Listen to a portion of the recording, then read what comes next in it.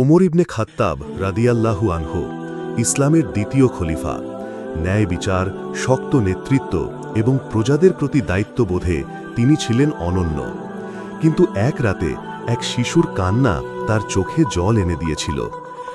এক রাতে ওমর রাদিয়াল্লাহু আনহু তার সহচর আসলামের সাথে মদিনার অলিগলি হাঁটছিলেন। চারপাশে নিস্তব্ধতা, নিস্তব্ধ রাত। হঠাৎ একটি ঘর থেকে শোনা গেল এক শিশুর কান্না। ওমর কান পাতলেন, তিনি থেমে গেলেন।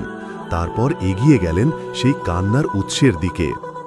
ঘরের ভিতর এক দরিদ্র মা তার ছোট শিশুদের নিয়ে বসে আছেন। চুলায় ফোটানো হচ্ছে একটি হাঁড়ি, কিন্তু হাঁড়িতে কিছুই নেই, শুধু পানি। শিশুরা কাঁদছে ক্ষুধায়, আর মা রান্না করার ভান করছেন, শুধু এই আশায় ওরা ভাববে কিছু রান্না হচ্ছে, ঘুমিয়ে পড়বে। ওমর জিজ্ঞাসা করলেন, তুমি কেন শিশুদের এভাবে ধোঁকা দিচ্ছ?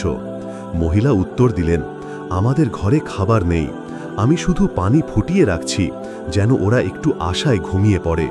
আমাদের কেউ দেখে না, এমনকি খলিফাও না। এই কথা শুনে ওমরের অন্তর কেঁদে উঠল। ওমর রাদিয়াল্লাহু আনহু সাথে সাথে খাদ্য আনার জন্য বেরিয়ে পড়লেন। নিজ হাতে খাদ্য ভর্তি বস্তা কাঁধে তুলে নিলেন। আসলাম সাহায্য করতে চাইলে বললেন, কিয়ামতের দিন আমার বোঝা তুমি বহন করবে? আজ আমাকে আমার দায়িত্ব নিজেই পালন করতে দাও। তিনি ফিরে এলেন মহিলার ঘরে। নিজ হাতে আগুন জ্বালালেন, রান্না করলেন, শিশুদের নিজ হাতে খাবার দিলেন। শিশুরা খেয়ে তৃপ্ত হয়ে ঘুমিয়ে পড়ল। কিন্তু মা তখনও জানেন না এই মানুষটাই মুসলিম বিশ্বের খলিফা। ওমর রাদিয়াল্লাহু চলে গেলেন নিঃশব্দে।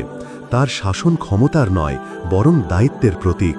তিনি ছিলেন সেই নেতা যিনি রাতের আধারে মানুষের কান্না শুনে ঘর থেকে বেরিয়ে আসেন। আজও তার এই দৃষ্টান্ত আমাদের মনে করিয়ে দেয়, একজন সত্যিকারের নেতা কেবল আদেশ দেয় না, নিজে কাজ করে, চোখের পানি ফেলে মানুষের সেবা করে। আল্লাহ আমাদের সবাইকে এমন হৃদয়বান ও দায়িত্বশীল বানানোর তৌফিক দিন। আমিন।